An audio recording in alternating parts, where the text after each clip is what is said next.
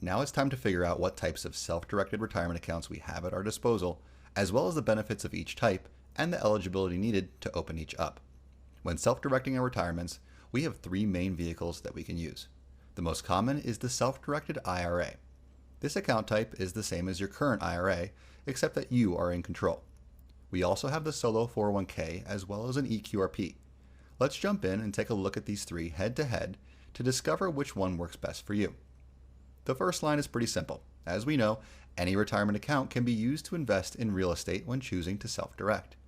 And what's one of the main benefits of real estate? It's the returns we can get when we carefully utilize leverage by taking out a loan. With a retirement account, you're only allowed to take on what's called a non-recourse loan. Because we need to think of our retirement account as a different person, we cannot personally guarantee loans held within our retirement account. So instead, the loan must be non-recourse.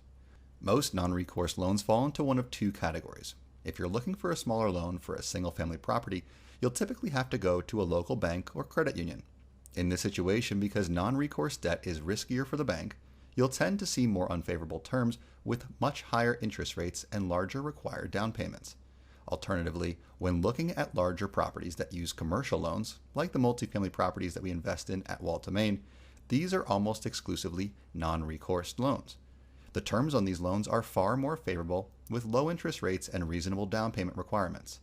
As a result, multifamily is perfectly suited for the needs of your retirement account. And this is where the similarities quickly end. As we can see, contributions vary wildly between accounts. With a self-directed IRA, you can contribute up to $6,000 with an extra $1,000 catch-up if you're 50 years or older. But with a solo 401k or eQRP, you can contribute 9.5 times more than with an IRA. You can contribute $57,000 with the potential for an extra $6,500 in catch-up contributions. This is an incredible opportunity to massively grow the potential for your retirement. Now let's talk eligibility. To be eligible for a solo 401k or eQRP, you need to have self-employment income to establish and sponsor the plans. Now, the threshold for eligibility is very low. You just need to be able to report self-employment income to open the account and be eligible to roll over current funds into a solo 401k or eQRP. It can be as simple as driving an Uber around town or selling arts and crafts on Etsy, but once you establish that self-employment income, you can open up one of these two accounts.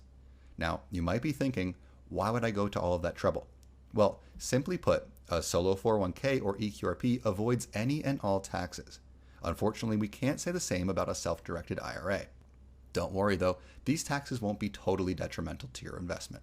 We'll cover this in a few more videos, but just know that if you open up a solo 401k or eQRP, you can avoid any and all taxes. Another key benefit to a solo 401k or eQRP is the ability to take out a loan of up to $50,000. This loan isn't treated as a distribution, and it's not bound to any of the self-directed rules we've already learned about. Once you take this loan, your funds are treated as everyday liquid cash.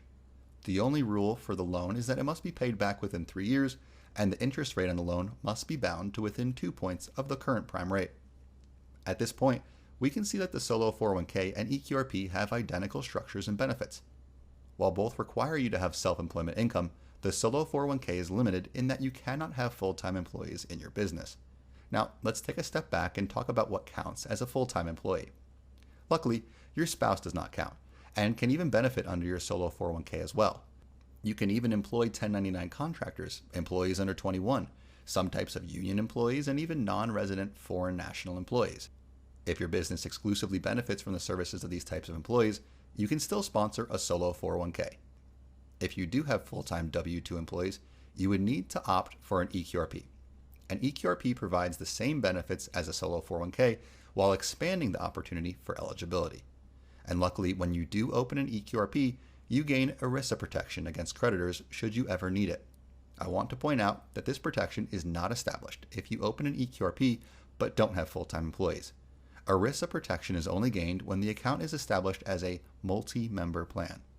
And because the additional benefits an eQRP provides only appear if you do have full-time employees, we suggest only opening an eQRP if you do find yourself in this position. Simply put, the costs to open and maintain an account are higher, and a solo 401k provides the same benefits for those with no full-time employees. And that's all we have for you on the 3 different types of retirement accounts you can use to invest passively as a Main Street investor.